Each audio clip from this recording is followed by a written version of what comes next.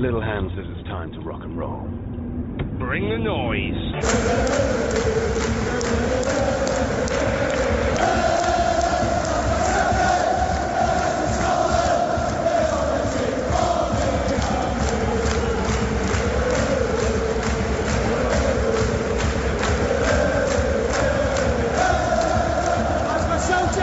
Five, 4, 3, 2, 1, go.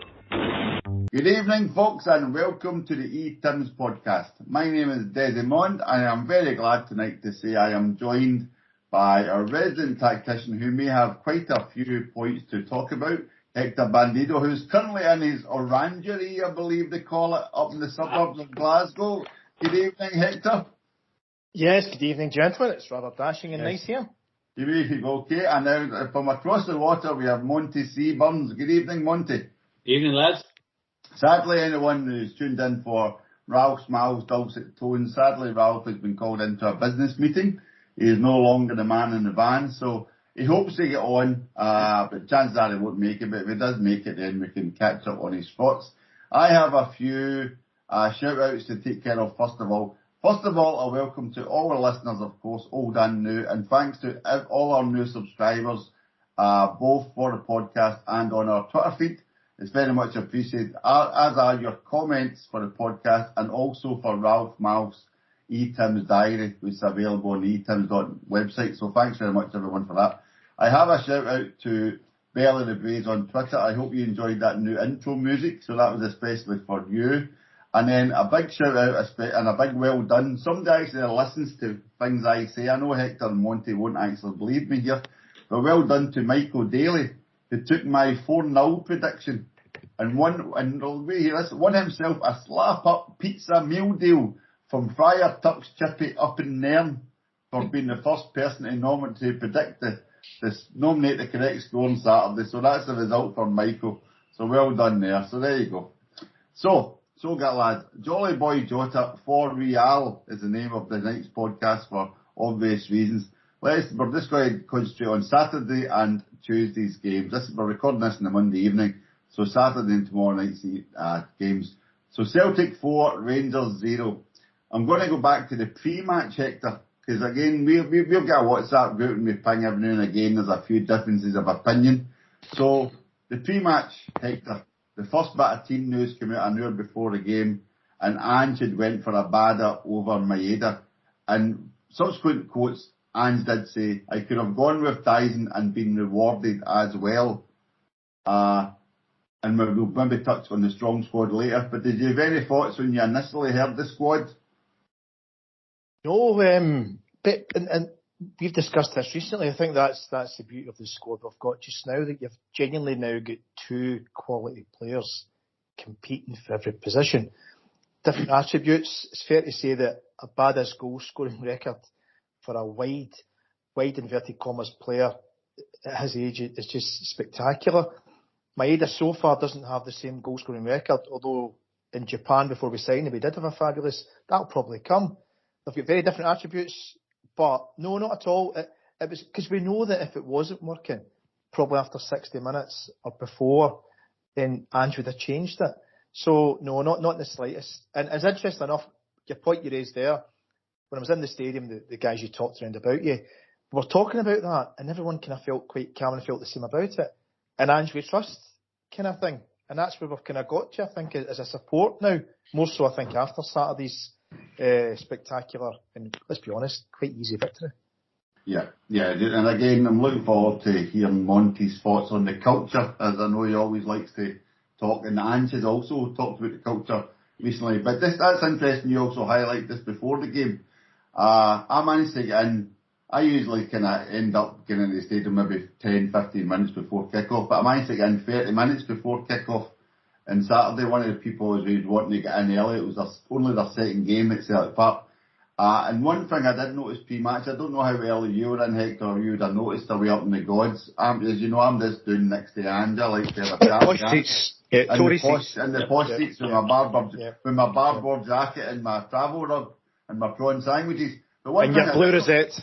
One thing I did notice, down where I am at the 18 yard line, Celtic had the practice goals out, Celtic the practice goals, they put the practice goals to the side in the normal goals, and they put high nets up, and all of Celtic's midfielders and the forwards were gathered right, and they were doing link-ups with Stevie Woods and Harry Cool. Harry Cool was obviously taking this drill, and it was like 2-1-2s, give, go, shoot, and the keeper was either applauding or trying to save it.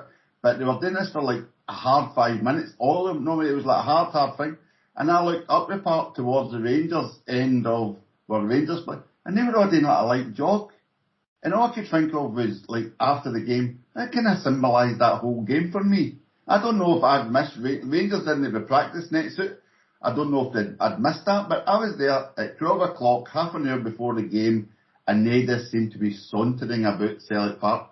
There was no mad intent, no determined, it was no dynamism. It was just weird. It's interesting. So I'm usually in probably 20-25 minutes before the kick-off, so I tend to see what you've just explained there fairly regularly, and it's how we do things. And I did notice they were kind of ambling about, but it was one of my bugbears from years ago when we used to play good teams in Europe. You'd watch them preparing before a match, and they'd all have 5v5s and 1 or 2 touch, and we didn't. We seemed to be stuck. Now you're watching us do things that you always wanted us to do, and it's like clockwork, isn't it? It's like bang, in the goal, touch, go. And as you say, preparation is 9/10 the sort of rule when it comes to how you end up playing in a game. And how they warmed up probably typifies how they play games, especially away in Europe. They're set up to be slow and be cohesive and break the game up, not let it get into any sort of rhythm. So in many ways, it probably is how they would prepare for a game, is to be that slow and pedestrian. I know it doesn't make sense, right? But if you think about how they went to PSV, how they went away in Europe, and how they treated the game against us at the weekend was like an away European game. And that midfield three was slow and ponderous. And that kind of typifies them compared to our at pace, high tempo, high energy. So it's not really a surprise when you think about it that way. No, and one of the because I was a bit concerned at the time. As you know, I'm a big Hatate fan. I really love the fact he's getting give. He doesn't even stop the ball. But he was the last guy off the park for the Celtic warm-up, and he was doing one-touch passes back and forth. Even walking off the park, you just get. No, but I was thinking, are they testing something here? Are they? No, it was looking a bit concerning. But I think he was just happy warming up. No one he was just happy. Right, and this is a wee bit. This might be a wee bit kind of rough on you, Monty, because I know you were away on a scouting mission once again at the weekend, so you didn't actually manage to make the game. But before the game, and Hector can confirm this, like the crowd, the tifo, the atmosphere, that's for a 12:30 kickoff. Did that come across on the TV at all? Oh, hugely, and everything that Hector just talked about as well, and yourself noticing in terms of the sharpness and the difference in body language and the way the two teams warmed up. It really came across well, and it was one of those weird scenarios that, and Hector touched upon it, the things that you'd hope for years that we would do, that we would get ourselves into a mindset and get a pattern and then practice that pattern and get sharp and get properly warm before a game. Everything about it just seemed, it clicked, and it felt like one of those days, and it's been coming. And I think we're seeing it now over the last couple of weeks as well. That the team are starting to really believe in what they're doing and what they're being asked to do, and they're preparing accordingly. And even if you look at the body language of the players who didn't start, you look at how they feel part of it as well on the bench. There's a really, really good sense of a bond of a team there. But the way that we started the game, McCoy's talked about it a few times during the match that the ball boys were playing a blinder as well, and they did, because how fast Celtic got the ball into play when it went out of play was just no, you cannot cope with that. That whole mantra, we never stop, that they kind of laughed at 15, 16 months ago or whatever. Fucking ironic now that it's what's catching them, because you can't. Yeah. The ball is constantly on the move, and unless you're as tuned in as Celtic to that, you can't beat you. Can I just make a wee point on what Monty said there about the players and the camaraderie and the spirit? You can see it, and when you're winning, that's natural, right? Teams are happy, they're positive, but this has been quite consistent even when we weren't top of the league back January. This has been coming. But the thing about that positivity, it's like, imagine, obviously it's Celtic football, but whatever you do as a profession, whatever we do or other people listening in do, there can't be anything better than going to your employment, your work, and you're loving every second of it, right? So you think of being a footballer, and they're playing domestically anyway, the football of dreams. Mm. They're playing exciting, exhilarating, touch, fast, speedy football. It must be a buzz for these guys. Training every day. To get to train every day and playing stuff that, imagine you're with a team that's just defensive. Don't be wrong for the defender. Some players, you'll enjoy that aspect of it. But most people, the vast majority, I'd suspect, want to play expansive, attacking, high-energy football. And you're now part of that. It must be a buzz. Every day. Did you see Jota's comment? Yeah. I thought he was obviously high on a Zen euphoria. Right. His exact quote was, "What a time to be alive." Yeah, he said, "I played this football when I was a boy. It wasn't even like an under-17 Benfica. When I was a boy, wanting to go to Benfica or whatever, and now I'm playing it for real. Where else would I want to play?" Right. So again, it's quite, even watching the training session. You seen like John Kennedy, he's talking to Callum McGregor, and they're very serious, as in he's telling Callum McGregor the next instruction.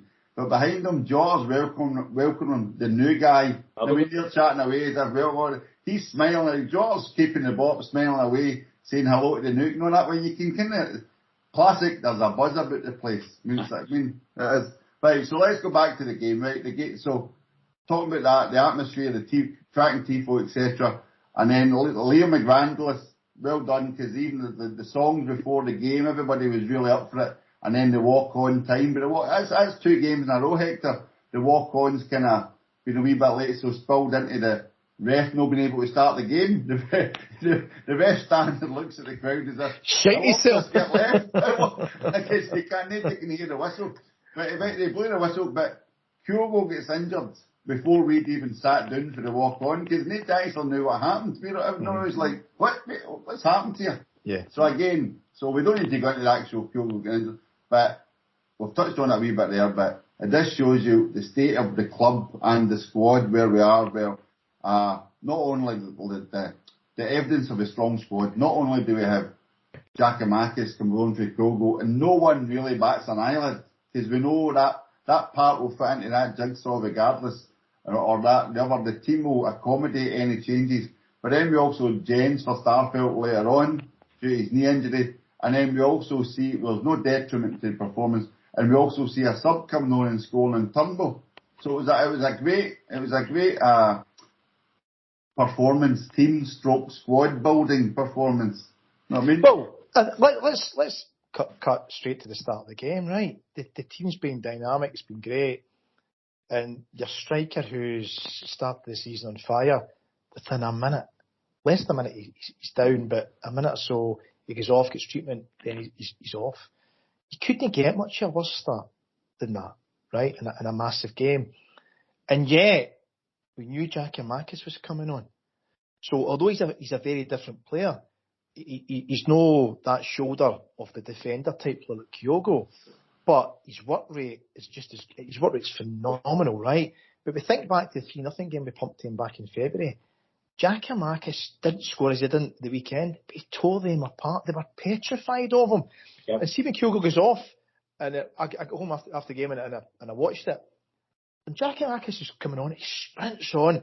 It's like the old Bill Economy says, like a Doberman with elastic band around his willy, right?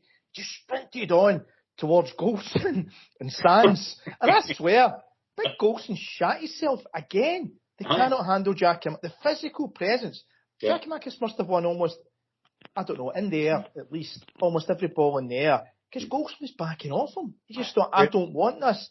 And I just think that set the scene. He ran on and ran it and went, fucking bring it on. And then our players did the rest. Our midfield, our white guys, in fact, everyone, let's be blunt, every player. And it maybe took, that maybe 5-10 minutes, Kyogo went off. But then Celtic just found a rhythm. And then... But as you hit there, sorry, apologies, but I was about to say that because again, Kyogo going off is a blow for us. I know Giacomakis comes on. It's a blow for us. Obviously, your star man's off. But you imagine those 700, 800 Huns in Paradise. They must have been like, oh, here we go. Here, big Lundstrom's, he's on it today. Never to be seen again. You'd have thought that would have G'd up your Rangers players for, let's get stuck right in here, let's lay it on heavy, etc. Never to be seen again. Which, that way, so you'd have think they would have went over the top for the next 5 minutes and really pushed it. That way. But that's kind of my point around about way. The opposite kind of happened because Giacomakis come on to an enormous roar. Usually when your star player goes off and a sub comes on, it's like, yeah, but it was an enormous roar because the fans appreciate right now we've got two, at our level certainly, two outstanding strikers that give their all for the club. So for us it was like, he's going to come on, he's going to perform. We knew he'd perform and be a pain in the ass for them, and that's what he did. But back to your question, I think if anything, it was irrelevant. The team didn't change how they played. And they must have thought, fuck, they've took Kyogo off. Doesn't matter a damn. Celtic's playing the way Celtic's playing. And it was just the pace. And it was interesting, to Monty's point about the throw-ins and everything else. Everybody knows at home because we've got the multi-ball and the ball boys to get it back. But it's okay knowing a team's going to play that way. If your fitness levels and your awareness is used to that, there's not a switch you hit. Right? It's hard to cope. And we found that in Europe playing against, who was it, Red Bull Salzburg and Leipzig and other similar teams. Where it just, and we were going, fuck me, they're in a different planet. And I'm saying, before the game on Saturday, I look at us now, kind of like how Salzburg were playing 3 years ago. I think there's something happened over the summer where it's having a long time to prepare for this season, right? A proper pre-season, a game a week. Ange's got the players and he wants. The training must be at such a high tempo right now. We're actually playing like a team that I always wanted us to play like the first few weeks of the season. Right? And it's fantastic to watch. You struck upon something really, really important there, Hector. And I was kind of waxing lyrical in my own mind about what potentially lies ahead of us over the next few years. And ironically, the only way to cope, I think, domestically with Celtic, if you're any one of the other 11 teams in the top league, is to mimic Celtic. The only way that you're going to be able to cope with that level of intensity, speed of thought, speed of execution, irrespective of whether you're Ross County or Aberdeen or anybody else, is that you're going to have to lift your game. And just simply to cope, not to give yourself a chance. Because that won't, it's back to the mantra, it will never stop. It won't drop. Now, yes, you'll have periods where maybe it's not as clicky, or there'll be a shitty pitch, or just a bad night, or a ref, or you're going to get those. But that system and that way of playing, it doesn't matter that you know that fullbacks are going to invert. It doesn't matter that you know these runs. It doesn't matter that you can put a midfielder here and maybe block a ball that'll break the lines from Jens or Starfelt. It doesn't matter because it's just going to move really, really quickly somewhere else.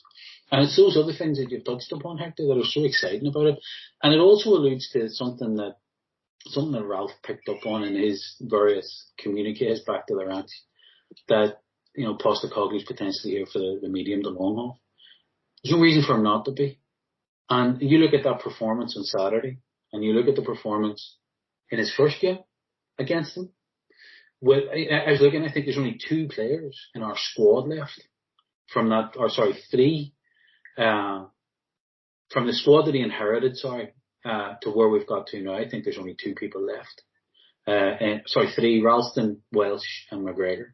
I think Taylor's Forrest. Superstar Greg Taylor. It's very, very little as well. He's completely reshaped this, and we always talk when he got the job, you got to give him 3 windows to start measuring, and that was on the basis we would write off the first season. So he's probably ahead of his own template for the first team.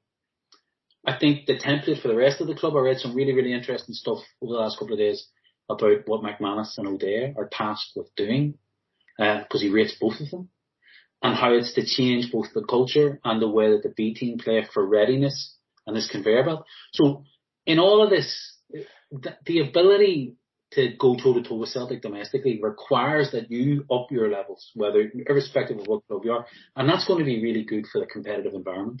It's going to create a better league for Scotland. back up. Desi, a question for you, right? You're like me. You're an old fart, right? Right. You're seeing teams in the 80s and 90s and probably late 70s as well. We're really young, right? Right. That's how old we are, folks, right?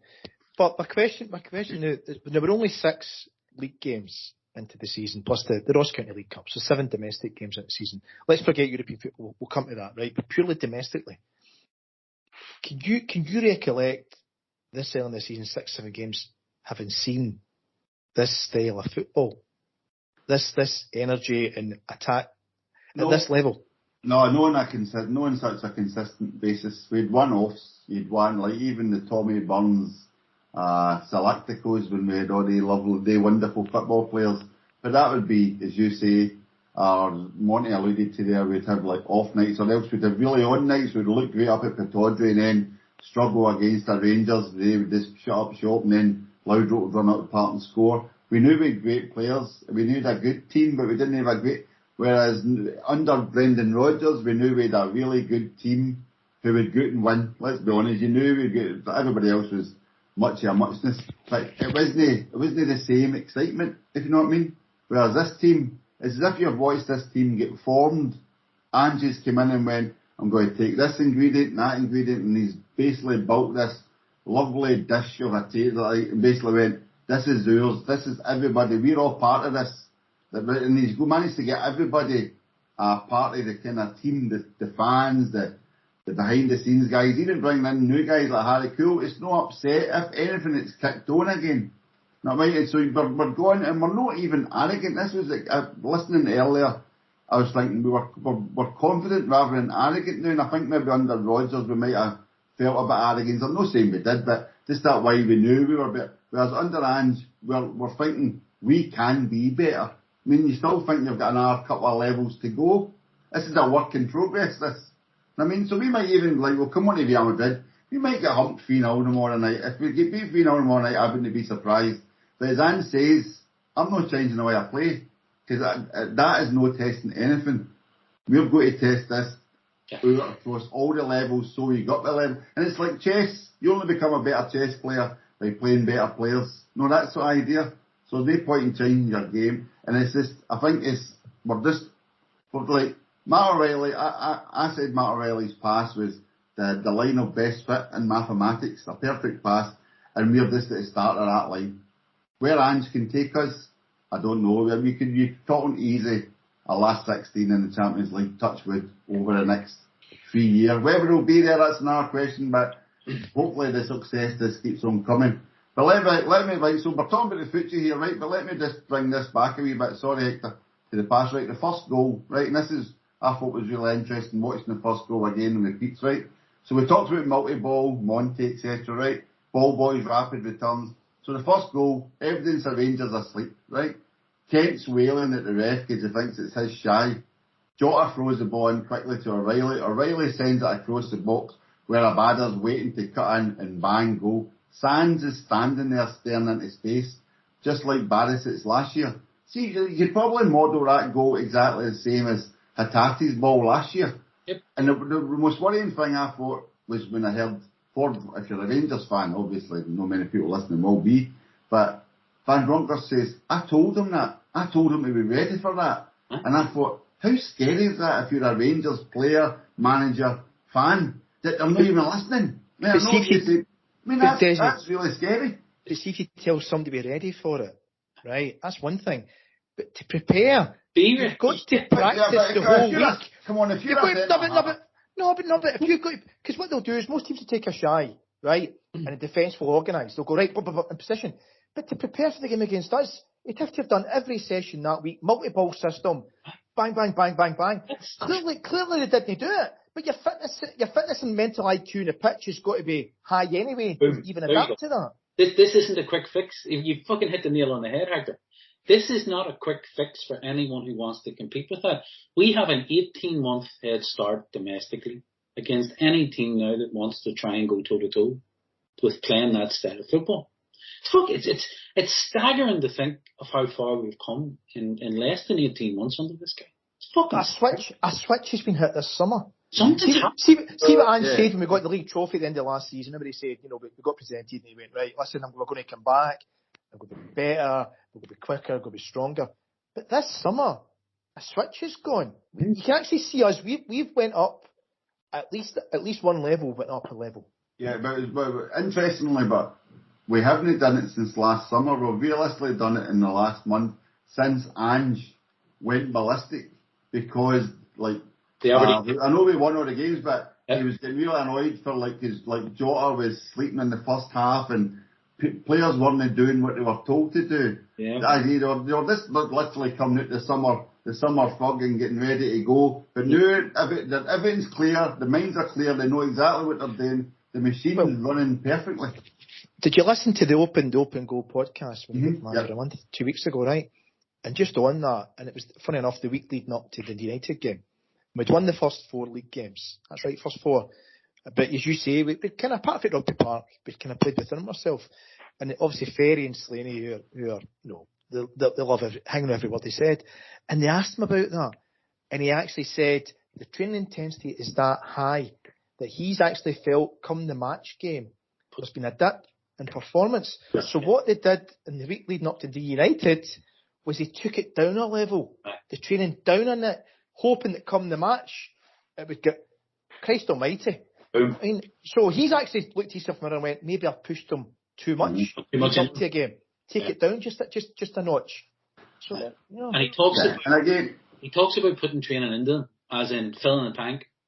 Because you remember arguably the last 2 months of last season, once we got ahead, we got ourselves that little bit further ahead and we had the league in the bag. We didn't blitz over the line. We didn't trundle over it the way we would have done with previous managers either. We got over the line. We didn't limp it. We didn't fucking sprint. We seemed to tail off because we didn't have that level of physical and mental resilience in us at that stage. But that's because the squad didn't have the ability to rotate and et cetera.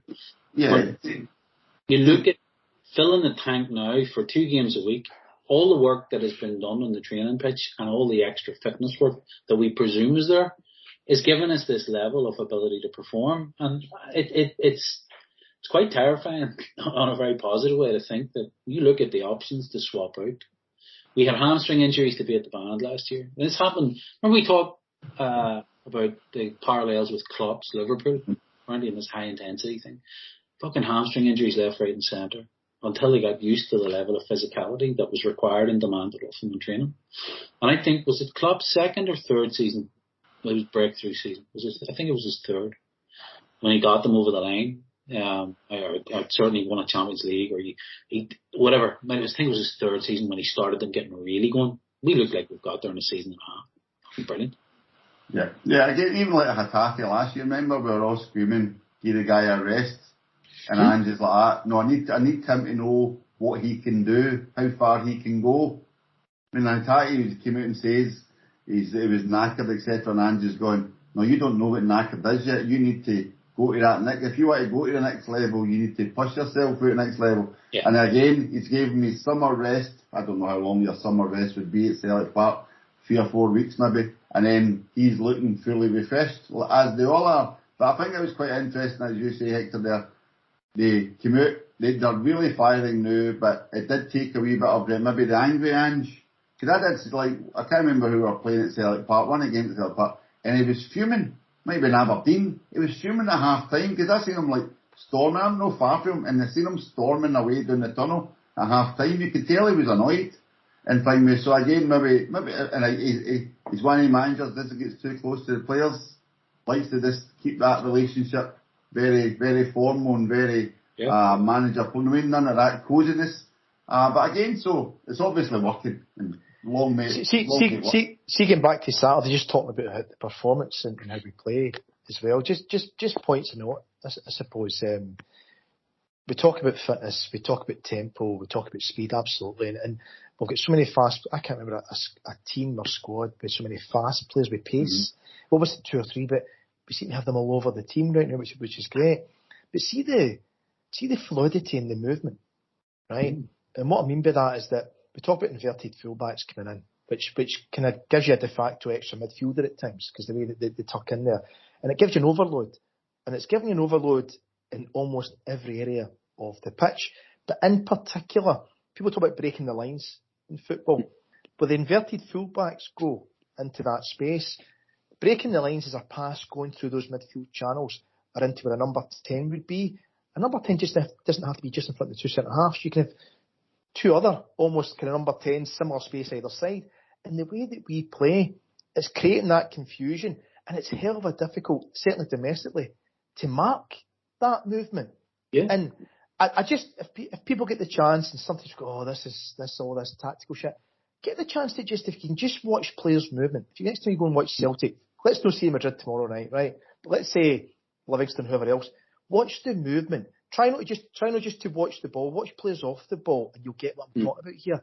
It's fascinating to watch, and it's super intelligence. The football intelligence to do that, what he's coached these guys to do, is off the charts.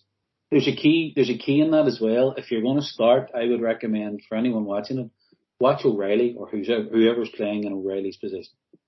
That's the key. That's in my opinion, that's the link, the first link in the entire system that both starts us defensively and brings us into that final third.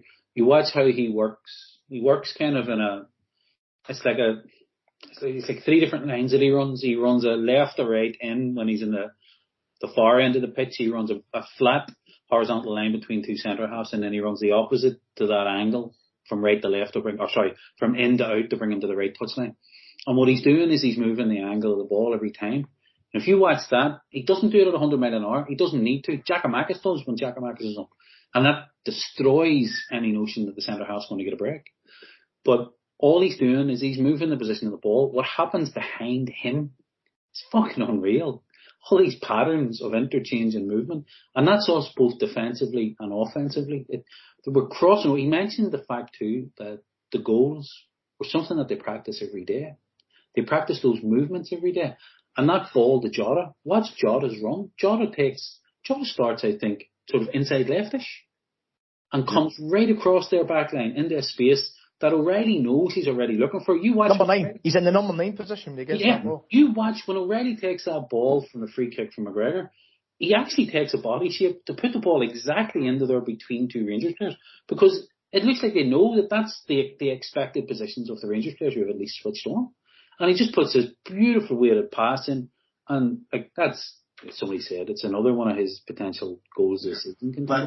Let me come to the Jota. Let me come to the Jota goal in 1 second. But Hector, something for you. You may have noticed it already, but it's something for you to watch, especially in Saturday's game. I don't imagine it will happen much tomorrow, as you say, against Real Madrid. But Callum McGregor is also, I've noticed, doing something a little bit different this year. It's see when the centre halves are bringing the ball out, he used to be the go-to guy. You know, he would run and say, basically, give it to me. But try and watch, and everyone listening, try and watch. What he seems to be doing a lot now is kind of, say, running in a kind of jive shape. He runs down towards the central defenders, but then goes to the right, but he points behind himself or to the side and basically say, basically, I'm drawing this guy away. Give it to him, and Hatate or O'Reilly will be coming behind him. But then there's suddenly this big space, and it means they can actually turn on the centre half spot and have this 5 yards open space. But McGregor's running away towards Taylor. The ball's nowhere near him, but he's just took a guy out of space. And so again, maybe the opposition's expecting the ball's always going to go to McGregor, because that's what happened last year. Whereas no, that's another option. We've got another option here in Hatate, we've got another option in O'Reilly. It's quite into it again, another wee tweak, another wee twist. So again, if everybody's, Monty alluded to their playing imitations, you can see his former Flattery, try to go 1-to-1, try to play like Celtic. That's fine, but if Celtic are evolving all the time, it's really hard to catch. I mean, if they're constantly on the move. I mean, so again... Back to Monty's point and what you've just said, if you're the coach, listen, realistic time. Ange's got a transfer budget, the biggest, right? So you've got to look at, say, for talking at Dundee United or whoever, Hibs, right? Who've got decent budgets SPL level, right? Could they go and follow similar to Ange? Absolutely they could. But are they brave enough to go and do it? Because Ange being brave and it not quite working, he's probably still second in the league. Yeah. Right? A Hibs trying to be brave and it might take a year, 18 months, might be doing the bottom of the league. Mm-hmm. So, but I get it. if you aspire to play like that and take up a level, fitness shouldn't be a concern. They're full-time professionals. Yeah. Right? It's about how you want to play in patterns of play, and it's genuinely an absolute joy. Just back to Jota's goal. So I'm as you know, sitting above the Green Brigade, kind of lower to the top deck. When that pass for Early went, I'm what, Jota sprinting. Yep. See the fact that he got his left foot first touch, just to get his left foot on that, and didn't knock it out for a goal kick was one thing. But to then almost slightly change his body shape and dink it, and I'm right in line with that. You know it's going in the net, and everybody just at gasp and just goes, "Oh my God!" That was one of those moments. A bit like when Henrik dinked Kloss in the 6-2 game. It was one of those moments you went, "Christ, I've seen something special." Let's be honest, let's be blunt. That was world class what he did. Yeah. World class, top drawer. Yep. Just a work of beauty. Fantastic to see. Yeah, it was one of those Matrix moments, Monty, where everything goes into Matrix time. He's talked about it a couple of times now. He comes across as a very, very intelligent young fella. And he talks about these things. He calls them flow moments. They just happen in the flow of the game. He's not thinking that. He has the technical ability to do it. It's just what happens. It's an old Zen. You know, he's all into his yoga and his Buddhism and all that crack, if that's his chosen religion. But that notion of you go with the flow, it happens. You know, instinctive. But the preparation, and there's another thing in this that we haven't talked about yet, which is to do all this, you have to actually want to do it. You can be coached in all these patterns. You can have a guy bark at you, or you're terrified of letting him down in training. So you'll maybe go the extra gear in training because you're hoping to get the jersey for Saturday. But you actually have to want to put in those hard yards and want to make that fucking sprint. And there's this desire, and it's a collective thing as well as an individual thing. And I think we talked a couple of podcasts ago about the type of character that he appears to be signing. It's players either with something to prove, or he's signing intelligent footballers. And I don't mean just football intelligence. They come across as very, very, they're not your average fucking fickle. They come across reasonably intelligent. You hear O'Reilly speak. He talks with a huge maturity. He's only 21. You hear Jota speak, he's 23. He talks with huge maturity. So there's intelligence, there's football intelligence, and there's ability. And there's also one aspect that's interesting you bring that up, because I don't know if any of you guys have listened to Daryl Curry's interview with Ange. Yep. It's the Curry Club, it's called, podcast, highly recommended. His first interview is with an hour chat with Ange and Chris Sutton. But Chris Sutton basically says to Ange, is personality as important to you as football ability? And Ange basically says, yeah, we know players can play, but I'm looking for a certain type of player. And if you look at the players I've signed, maybe the majority of them have all had a kickback in their career. Carter Vickers couldn't break through at Tottenham. Joe Hart kicked down and basically verbal abused at Tottenham, so to speak. Jota, going to be a next big thing. Things fell away. These sort of thing. So he's quite good at bringing in broken animals, fixing their wings and letting them fly again. I know I never said that right, but you know what I'm trying to say. He's interested in that. The wounded warrior, get them back on their feet and send them out fighting. And I thought that was quite interesting. He was telling Chris Sutton, that's the personality he's looking for. Somebody, not somebody with a grudge, somebody with a point to prove. There's a big difference. We've had a lot of players with grudges and chips in their shoulder over the years who haven't made it. You know what I mean? So I think that was really interesting. I think that's part of it. But I need to highlight this, right? As much as I love the Jota goal and the Jota finish, for me, Hector, I was in reverse for you. I'm right behind Matt O'Reilly when he hits that pass. I'm looking diagonally right down that line when Matt O'Reilly hits that pass. And that was a great aspect of that goal, as well as old John behind me shouting sit down, because everybody's jumped up and poor old John behind me never got to see the goal. We were turning to celebrate and there's old John sitting there. Couldn't see a thing, poor old soul. But Matt O'Reilly's pass, right, and I had to look that, I looked this up because what it immediately made me think of Johan Cruyff's quote on technique, right? Johan Cruyff said about technique, football technique, as in great footballers. Technique is passing the ball with one touch, with the right speed, at the right time, to the correct foot of your teammate. And I mean, that was this perfection, that ball. That just summed that up. Jota runs through, takes it on one end, chips the keeper, whatever. It was just that was a perfect example of the kind of team that we're building. I just loved it. Right, so I've got Larson-esque for Jota's finish, right?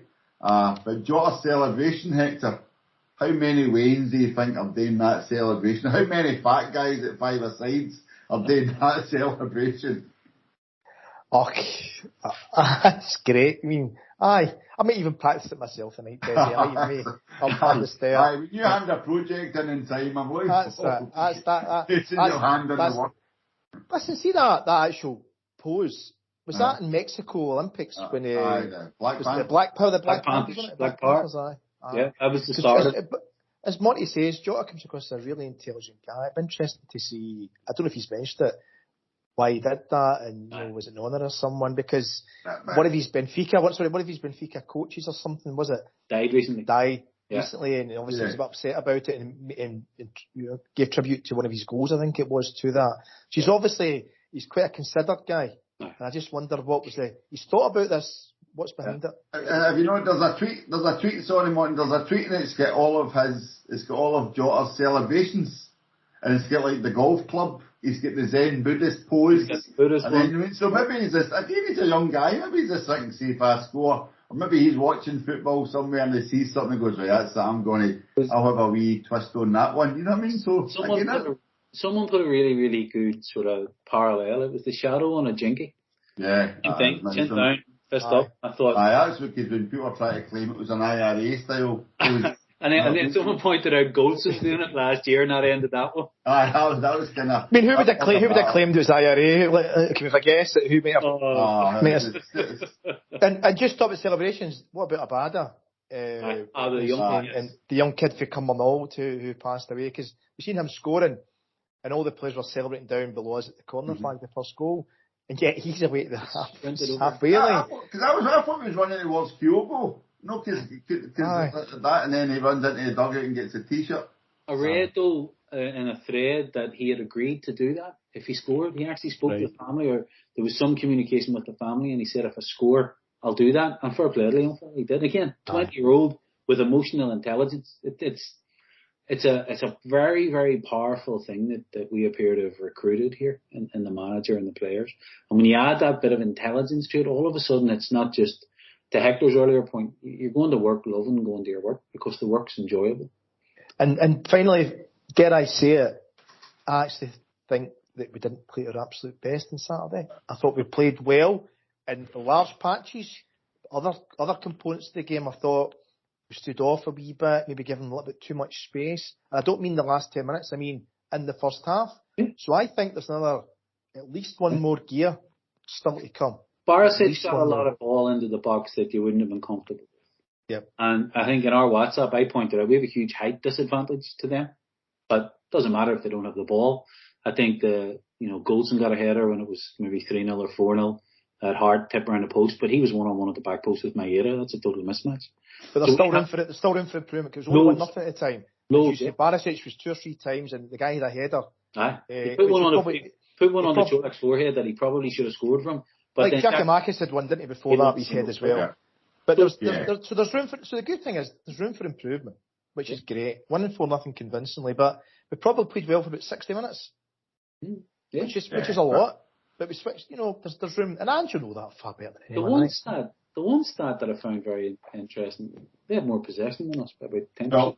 Well, that's something I was going to come to later, because Real Madrid are also playing that style. They're quite happy to give over possession. But again, it's the classic Ryan Kent paradox. You look great on the ball, but you don't actually do it with it. You know what I mean? Like he was playing right in front of me today, and he was picking up the ball 25 yards in his own half, and then you're going, oh God, what could happen here? And he's really, I'll give him his due, he's really good with that 25-yard run, but it only takes him into the opposition's half. As soon as you get into your half, he's not got a final product, he's not got the ability to choose the correct pass every time, or even 9 times out of 10, and that's where he falls over. He just looks good running in a short burst out with the danger zone, Ryan Kent. I mean, so that's how his stats are shocking. There was a great Sorry, Desi, there was a great comment just before I forgot as we wrap up talking about him.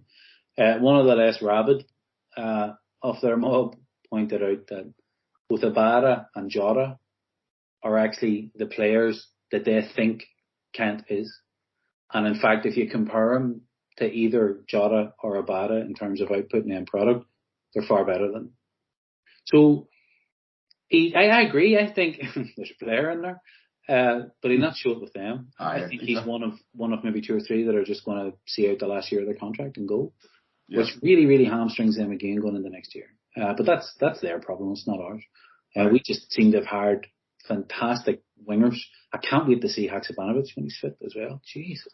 Well, again, that'll be interesting. Let me just give some more praise for Abada. Because again, I would have been in the Hope Maeda place for his a wee bit more physicality, which shows what I know on Saturday.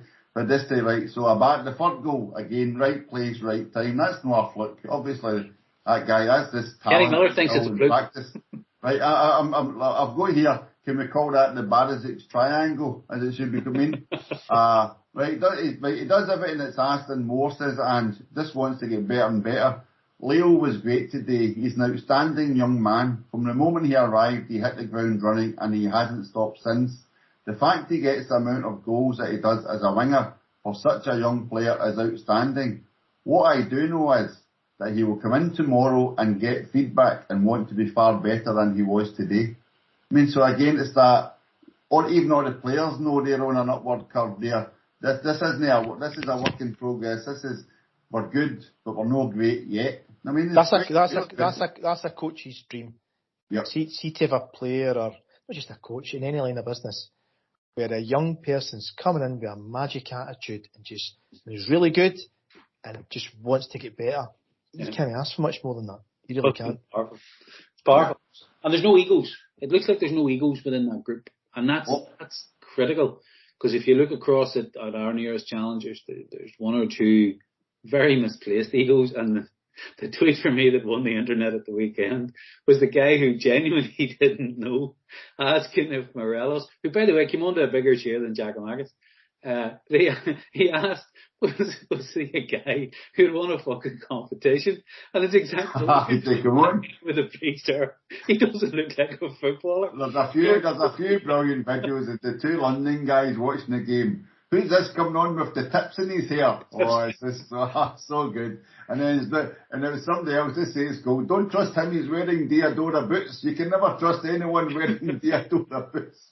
Right, so I've got here, right, so, where are we?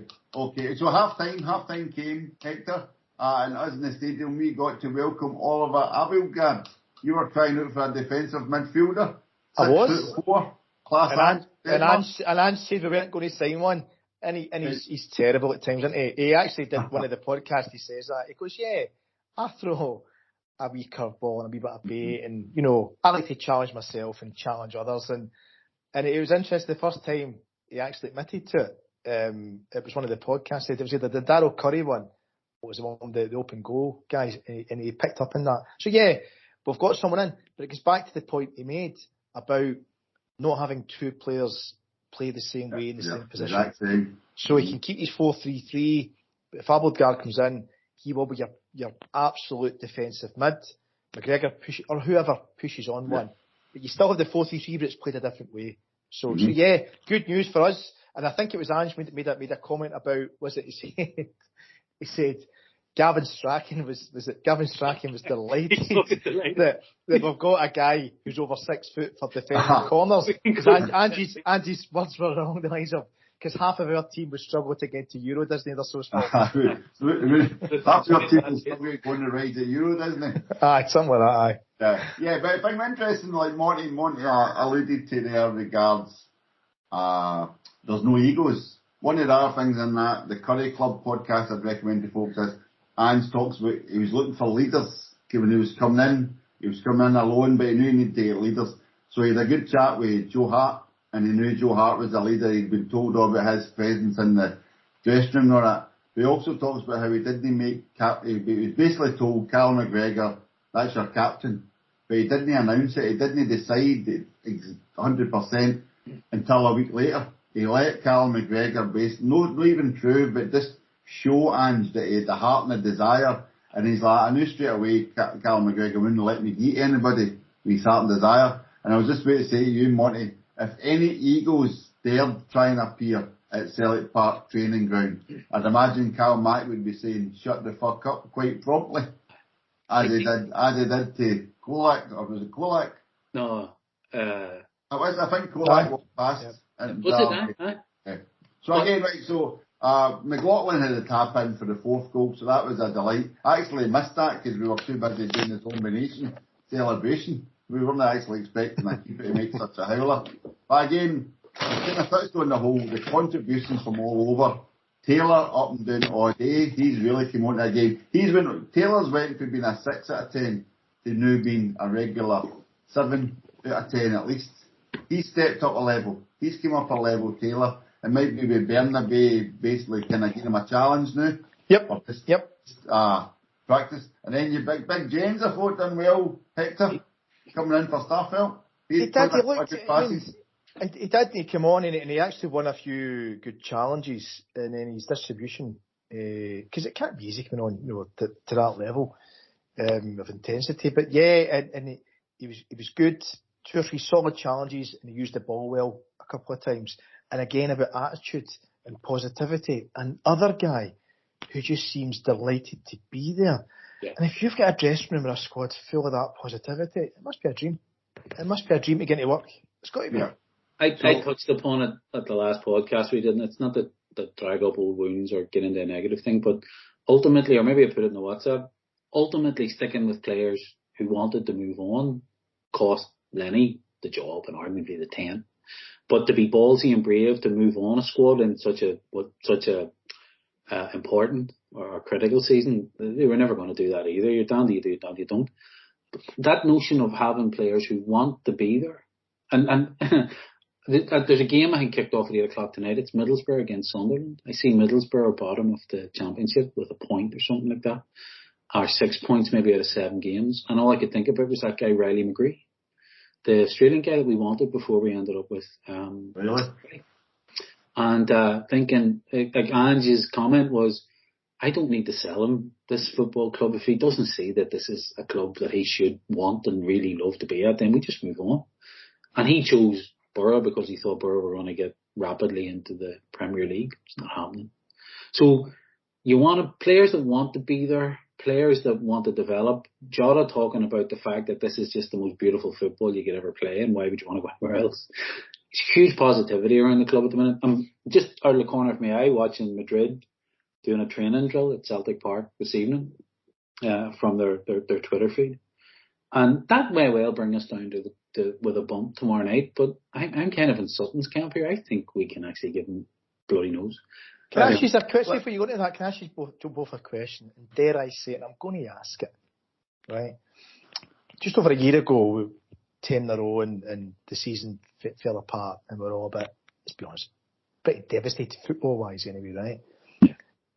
Looking back, is it the best thing that happened to us?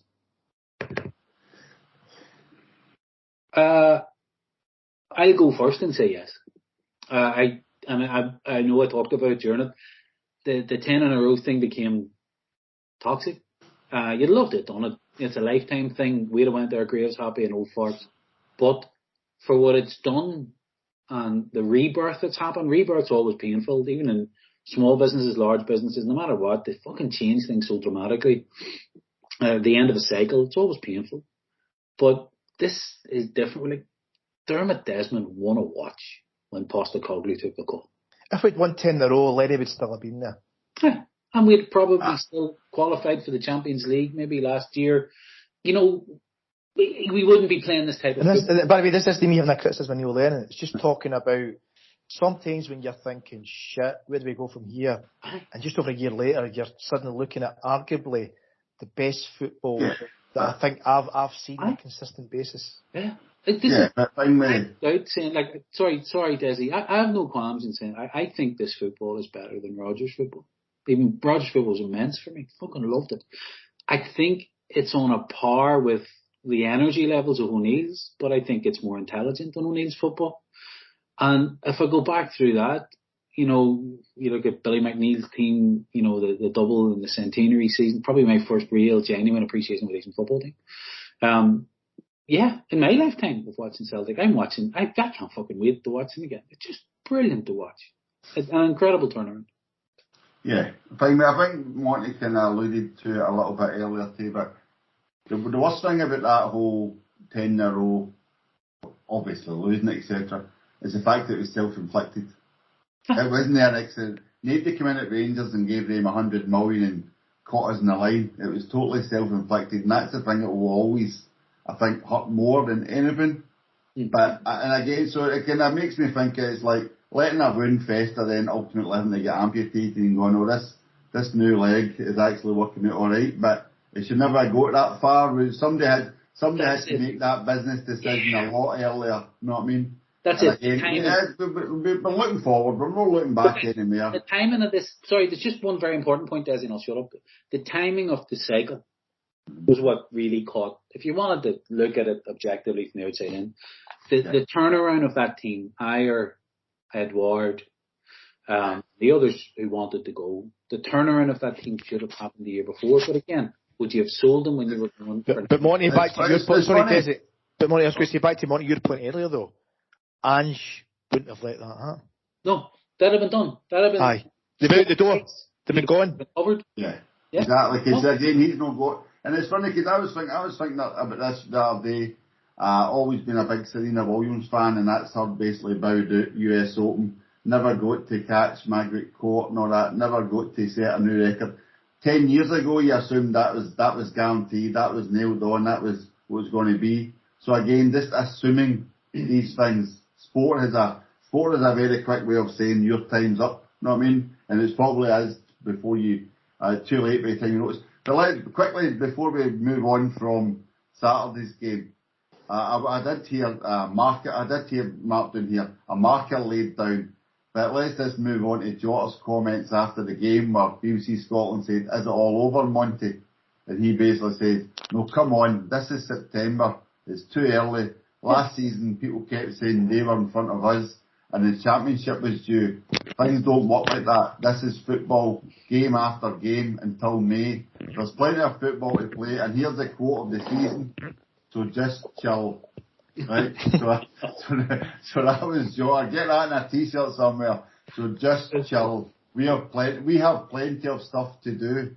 So again, that reiteration of this is the start. We go again. Even though we never stop, we go constantly. We start constantly. I mean, it's like win the ball back, go again. Win the ball back, go again. Next game, go again. Straight from the start. Real interesting. And then, Hector, I just wanted to ask you, did you notice Carter Vickers was out with the American manager and a couple of Rangers players? So hopefully that's done him well, get for the World Cup, I was thinking. Well, again, he was rock solid, wasn't he? Yeah. Saturday, just absolute Mr. Dependable. So he fully deserves it. If they've got better centre halves than him, fair play to them. Yeah, it must be good. So again, in Kyogo and Fell are celebrating, but hopefully he seemed okay. He was training today. Just one final question on the Rangers, Monty. Just a quick answer if you can. I was going to ask this to Ralph, but sadly he's not here. Do you think, Monty, are Barry Ferguson and Kenny Miller still right? Does Gio still have Ange in his pocket? Absolutely. And long may they continue to write such wonderful articles, along with all of the other commentary that they give, and with Chris Boyd. Maybe we should just let the three of them have a takeover on Celtic TV for the next Glasgow Derby. Let the three of them be our commentators and just let them talk. And I think the more that they can talk that drivel, fucking glorious. What did he say? Plan A, B, C, and D. And he can deploy them all in the one game. Fair play. Yeah, I like Ange's response to various questions. Yeah, I only have plan A. Plan A is to win. It was like something Big Arnie would say. You know that way? Plan A is to win. That was it. Right, so that was the Rangers demolition, 4-0. Wonderful result on Saturday. We all had a great weekend celebrating. And then, as Monty's just alluded to, he's watching Real Madrid training at Celtic Park tonight. So Hector, Real Madrid have arrived. They're staying at the Radisson in the lovely part of Argyle Street for all our listeners who know the joys of what every woman wants growing up. They're just along at Argyle Street. next to the Helaman's umbrella under the lovely building site next door. So that was a good bit of planning, whoever booked them in there. Did you see that coach arriving tonight? Did indeed, yeah. I've seen pockets of young supporters out welcoming them, which is it's great, right? Because it's funny, whoever thought we'd get sick of playing Barcelona, but we seem to get Barcelona all the time. But Madrid was always the team that many of us wanted. Because it goes back to not just 1980, but those who know about the lines in football history know that whoever won the European Cup 67 were going to play Di Stefano, who's the greatest Real Madrid player ever, and arguably the greatest player in European football when it comes to success. He scored in the first 5 European Cup finals that they won. Just think about that, right? So forget Ronaldo being an icon, which he is in Madrid. Di Stefano's above him. And when you do the tour and all that, so there's a lot of history there with the club. It's been 42 years since we played them. They're iconic. We laugh and joke at them all across the city, the most successful, blah blah blah. Forget them. Forget anything about them. Madrid are the greatest club in world football. They are, by virtue of winning 14 European Cup / Champions Leagues, by virtue of how they've played historically, their state. They are the greatest club in the world. We're biased with Celtic, but talking about across the world they are. There's nothing like them. And to play them, it's a dream for us. It's a dream for fans, getting the chance to see these players come to Glasgow for the first time. Yeah. But by the way, there's all the platitudes out the way. Right? Come tomorrow night and having listened to Ange, nothing's, hey, as you said, Desi, they might beat us 3-0, 4-0. That's football. Right? But I tell you what, I don't think Ange and the players see that. They're going to have a go at this team. And it just makes for interesting watching tomorrow night. I think we could dissect this in great detail in the next half hour, but I can't wait for tomorrow night for a number of reasons. Monty, Monty, you're our figures man. Let me throw some figures at you, right? This is based on this season. Real Madrid results. Played 5, won 5. Won a Super Cup. Domestic games, first 4 games, won them all. Scored 9 goals in 3 games away from home. I was just looking to wonder how they got. So scored 9 goals in 3 games away from home. Interestingly, never had a clean sheet in those 3 games. So there's hope there for a Kyogo or a Giacomakis maybe. The latest game they won 2-1 against Betis. They had 22 shots, but only 49% possession, which you alluded to earlier regarding Celtic and Rangers. So they could possibly look to counter us. They do have a 90% passing accuracy throughout the team. So again, it'll be interesting to see, can our legs survive long enough? And again, this is when the big squad will come in, Monty, for actual chasing the ball, which we may have to do a lot. I think I jokingly mentioned it in the WhatsApp group about how do you bench a winger who scored 5 goals in his last 2 games. I think he will. I think Maeda will start tomorrow night for that reason. I think we'll see Maeda, if Kyogo's fit, Kyogo will start, and we'll see Jota. That'll be our front 3. I don't think the mid 3 will change from an energy point of view. It'll be the same 3 lads, and the back 4 will be the back 4 that finished. So I don't think there'll be any surprises. It'll be interesting. One thing that I noticed, and I talked about it a little bit in the goals, that we can see that pocket behind Hattari or behind McGregor if he's playing the 6 that seemed to open up in whatever way we were playing. That appeared to be very shut on Saturday. So it'll be interesting to see how we go about the different threats that Madrid have. But it's the one glamour. It's the most glamorous tie in the competition to have them at home.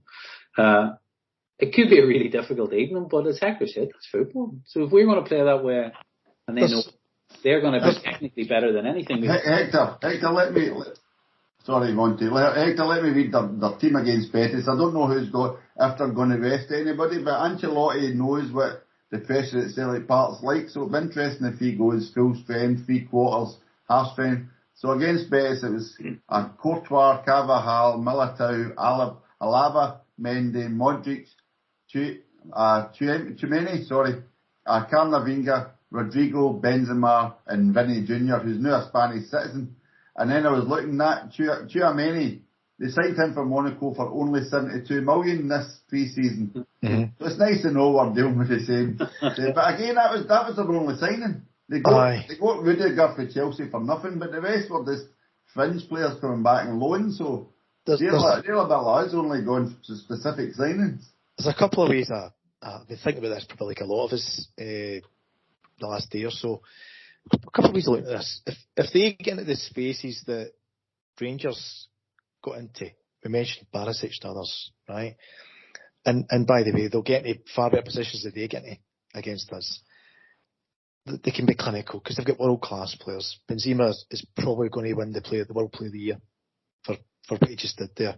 And Vinny Jr. on the left, just phenomenal. So they're going to create problems by virtue of having such great players and how they play football. But there's another way of turning it around that's headed to the retouch. Rangers come out just to sit back and just to spoil the game.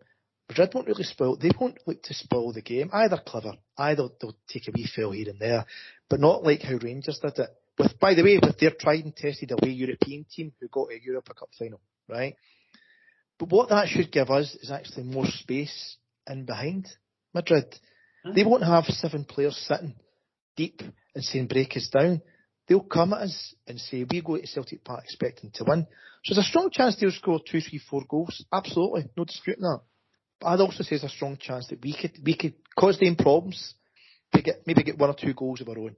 So we can exploit some of that space, is what I'm trying to say. I would see it as a positive sometimes as well. This is the Leverkusen game again. Remember, hopefully with a different result. They're far better than Leverkusen, but Monty, right? I think it's a fair comparison. Are we better than we were? Where we were at that point. We're better. Where we are now, the team with that experience and system and fluidity and speed and all that. At our level now, if we were to go toe-to-toe with Leverkusen, I think we beat them. I think we beat them at home, genuinely. And that 4-0 was never a reflection. Their keeper got man of the match, all that great stuff. I think now we're going to see a similar type of environment, that there's going to be a much better or much more potent team playing against us. But equally, we're going to carry the same level of threat against them as we carried against Leverkusen. So it's a free dig, this one. This is a free hit no matter what. Both games against them are. But I genuinely think we're going to take something out of them in one of the games. Either the home one, or they'll have qualified, and I think we'll beat them in the Bernabeu. So, I'm not off my rocker. I just think the way that we're... Are you off your fucking rocker? This will let everybody... He's saying I'm not off my rocker. This will let everyone know. He's sitting in pitch darkness talking to us on the phone here.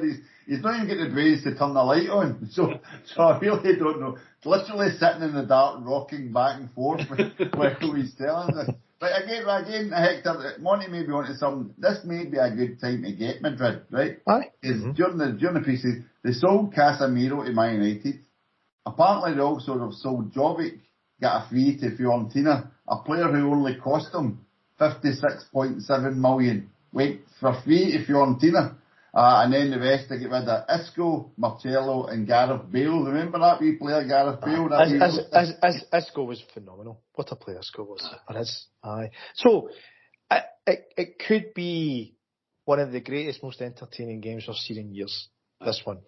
Only a fool would try and predict the score. And we are quite foolish, to be fair. That's one real line, isn't it? We just keep beating. Who's that? Jock Stein, some reporter, wasn't it? Aye.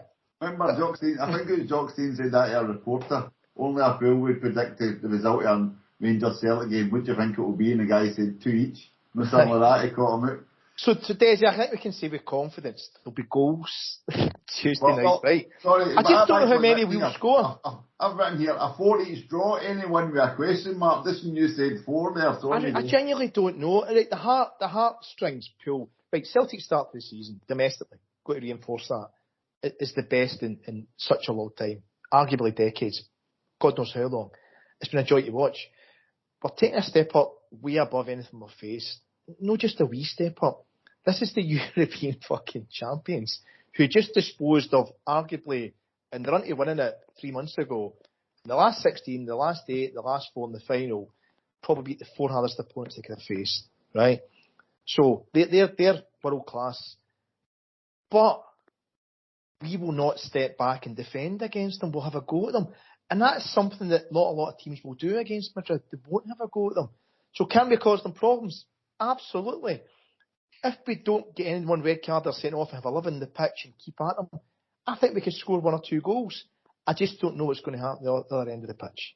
I just don't know, right? I think like where I sat on that 18-yard line in the main stand, I can see like your Vinny Junior bombing on a note, somebody overlapping him, he bombs down, cuts inside, gets to the byline of the 6-yard.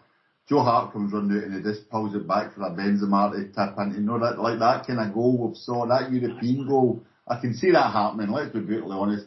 But again, a 3-2, if we beat 3-2, I don't think we'll win. I'll have to be brutally honest.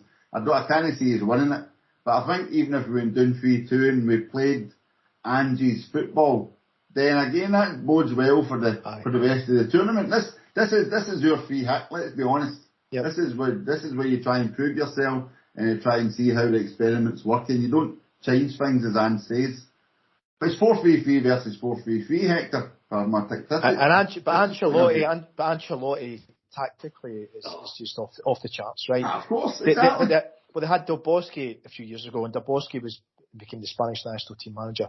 He was more a proper, off the cuff Spanish. He had a structure, obviously, right? Ancelotti's very different. Ancelotti's he's got control of them, so they're flamboyant. They've got world class players, but there's a proper structure with them. He's so tactically fantastic. Are we saying here it's so Monty? Are we saying it's Ancelotti versus Angelotti? Is that what we're saying here? You're asking about the score or predictions or the lunacy of a prediction.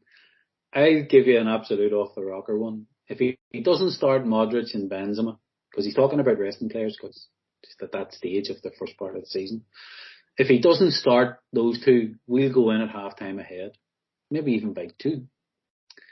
And then he's going to bring them on at some point in the second half. If he brings them on at half-time, we'll get beat.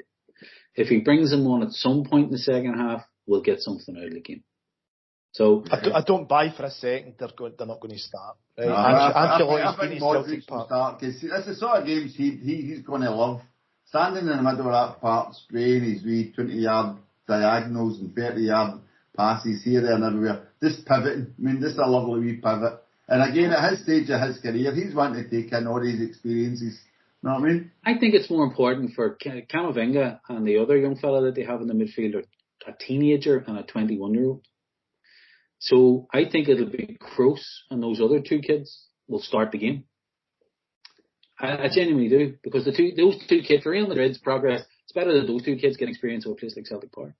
And I genuinely do. If he sits the 2 big lads down, then we've absolutely nothing, because the subconscious is an incredible thing.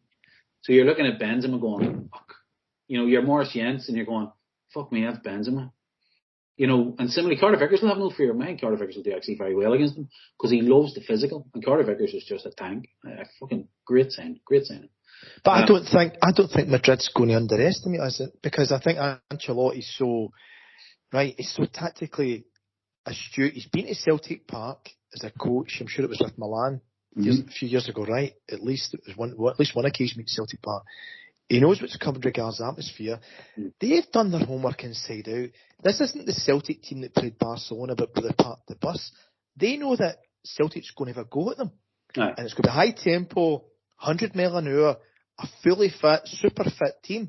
They are not going to underestimate us tomorrow night. I fully expect, unless there's injuries that we're not aware of, Modric will start, Benzema will start, they'll try and get the game done with 65, 70 minutes gone, 2 goals up, then they'll make their subs. I don't see them not starting. But here's the options, right? Here's their front line, or their front players in the squad. You've got Hazard, Benzema, Asensio, Vinny Jr., Rodrigo, and then 2 other guys, Martial Diaz, and then a young kid, Iker Bravo. Right? If I'm looking at this first game in the Champions League, we've had a brilliant start, blah, blah, blah, blah, blah. Benzema, he said he wasn't as sharp as he should have been at the weekend, but he didn't think it was physical. That suggests to me he's already set the scene. He's going to sit Benzema down on the bench. But he'll probably play Asensio then. He's 26 and hungry. You look at the midfield, and they've so many fucking options. It's scary. Camavinga's 19. Kroos 32. Modric is 36. And I'm not saying that this would go against them. That Chua. Exactly. Chouameni. So I think Chouameni and Camavinga will not have played in an environment like this together without Modric. So they're going to have to at some point. But he's also got Valverde to come in there. So, Dani Ceballos, you look at this and you're just going, holy fuck. You still think we're going to win it? Yes, if he doesn't start Benzema. If he doesn't start any players, doesn't start any of those ones that I just talked about. Right, no, but that's funny you say that, Monday. I did look at their recent results and their scorers.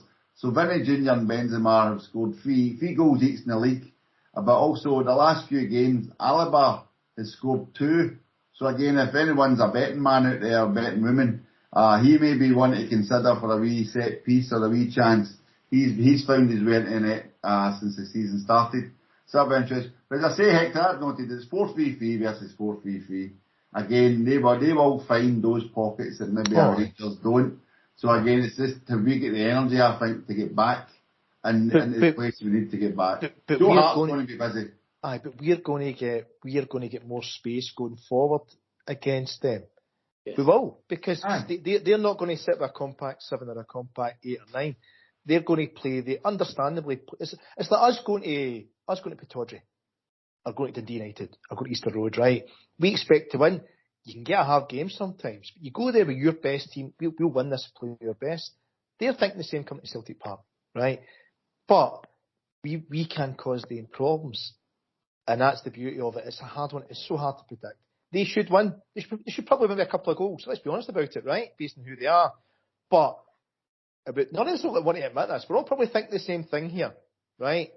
If we can just be on our A game, our absolute A game. Forget Saturday, a higher performance than Saturday. We discussed that already. We can cause them problems. And what that can lead to, who knows? We beat Barcelona 2-1 when that Barcelona team is better than this Madrid team. Play for player, better team. But Celtic's system was Neil Lennon. It was parked the bus. We're not doing that tomorrow night. Right, we're going to have a go. And I'm fully with Ange on it, with them now. Why would you train their guys for 14 months to play away and then show them something that they haven't really practiced before? How are they going to learn? Absolutely, go for it. Live with the sword, die with the sword. And so be it. No, that's the whole point. That's the whole point, I think. The big difference here, Monty, between this and a Brendan Rodgers facing PSG superstars where we get spanked. As Brendan Rodgers said, the lads will learn from this. We never learnt a thing. He never learnt a thing. But Ange will learn from every game he faces in the Champions League. The players will learn something from every game. He'll make sure they learn something from every game. Yeah. And I think that's a bonus straight away, regardless of if we get dubbed tomorrow night or whatever. There'll still be a wee aspect somewhere where somebody will learn to suddenly maybe be more aware when I'm in this position, or maybe look up again, Jota, look up and square the ball once in a blue moon distance. You don't take that shot. These sort of things, when we do find the space, because against this opposition, you're only going to find that space maybe 3 times the whole game. In the SPL, you maybe get it 10 times in the one half. But so we've all learned to make the right choices. I think the only thing I disagree with you on is Alaba and Carvajal. And I think Kyogo's critical if Kyogo starts. Kyogo's movement, Alaba, and I watched him, we've had difficult results with Ireland against Austria a couple of times. But he's not the sharpest tool in the box. He's big and he's imposing. He's a very, very good footballer. But Kyogo's movement off their backline, and Alaba and Carvajal in particular, I think that's worth watching, because I think there's joy to be had with that type of forward. I don't think Giakoumakis will get the type of joy out of the two there, because I think those two boys will be very, very up for the physical side. And Desi, one other thing I'll just kind of pick you up on would have been, you mentioned Rodgers against PSG, and we're at the game and obviously still get the scars from it. Mm-hmm. But again, how Angie's team plays is different from Rodgers. Rodgers' team, you don't just always feel it. You've seen it. It was never all in for the press. Angie's team go as a unit. The 6 will press. It's not a case of Celtic would say, 1 or 2 would press and 1 or 2 would hold back. And that in itself would create a dysfunction. Angie's team have been coached to play a certain way, and they're going to play that tomorrow night. Yeah. And I think that gives me more reassurance, right? He's no tin-can tactics. He's saying to guys, this is what I've coached you to do. Go and do it. Go and do it. Mm. And by the way, 60 minutes, you mentioned tired legs. We've got a bench full of players who are going to come after 60 minutes. Exactly. No, but I'm not criticising all this. No, you're criticising. I am not, as if I would. As if I ever would. But interesting about Monty mentioning Kyogo, because Kyogo's pressing hasn't actually been that impressive this season, I don't think. Because I do get a guy like Maeda's, but you also highlighted you think Maeda might start, Monty, which I think might be true, because he's done a lot more pressing than Kyogo recently, I've noticed. So again, maybe they're just rotating it a little bit, and maybe Kyogo's just getting back up to speed. Yeah. But again, so before I get so many questions to ask, you're facing the European Championship, the best club team in the world. That's who we're facing tomorrow. We're not going to win a cup at 6:15. Davey, what's your prediction? I'm going for 3-2 in the bid. 3-2 in the bid. We'll get Monty, no caveats. What's your prediction? 4-2 Celtic. Fucking hell. That's big town lager. It's the strongest lager in London. Available, I keep telling you. It's hard to go against your team, no matter who the fuck you are, right? It is. Right. 3 each. 3 each. I like that. Okay. Lovely. 3 each with a Joe Hart save penalty. Aye. You know what I mean? Aye. So that'll be interesting. So there we go, folks. We've got the predictions. We've got a crazy 4-2 from across the water. We've got a crazy 3 each. We've got a pessimistic 2-3 from sunny south side, and from the northern territories, we've got a 3 each draw. So take your pick, whatever one of them you want. So over 4 goals is the bet, isn't it? Over 4 goals is the bet. Over 4 goals is the bet. The chance spread where they go. Both teams to score. Both teams to score and hundreds of goals. That's what we're going for. You know it's got to be nothing each now, don't you? That'll be pure. No, Real Madrid will get a penalty in the first 2 minutes and kill the game. That'll be it done. You know what I mean? So that'll be it. So very interesting, folks. So we can only wait and see. But again, it's the biggest, glamorous game we could hope for, bar the follow-up game in November. So God only knows how it's going to go. But one thing we do know is we're going to really enjoy it. And it's going to be great to be back at Parkhead for a Champions League game. So I only wish it was a wee bit later in the year so we could really get the disco lights going and get that whole kind of atmosphere like we had against the Rangers last year with the lights out and the kind of, that would have been quite nice. We made this a wee bit too light. Touch wood, it's dark enough tomorrow, but we'll wait and see. So that's it. You've had the predictions. All that's left for me to do is thank everyone for listening. As usual, please like and subscribe where you pick up the podcast. If you like the podcast, please tell your friends. If there's anything you'd like to tell us, please send us a mail at etims.contact@gmail.com. Please also remember Ralph's ETims diary at etims.net. There's plenty of comments that you can leave there if you like. And it's just left for me to then say thank you to Hector Bandito. Thank you, Hector. Thanks, guys. And thank you to Monty Seaburns. Thank you, Monty. Thanks, lads. Appreciate it. Okay, folks, so everyone enjoy the game. Hopefully we'll be back in the podcast soon, celebrating that amazing 6-5 victory over Real Madrid's junior team. Alright, thank you. My name's Desmond. Good night.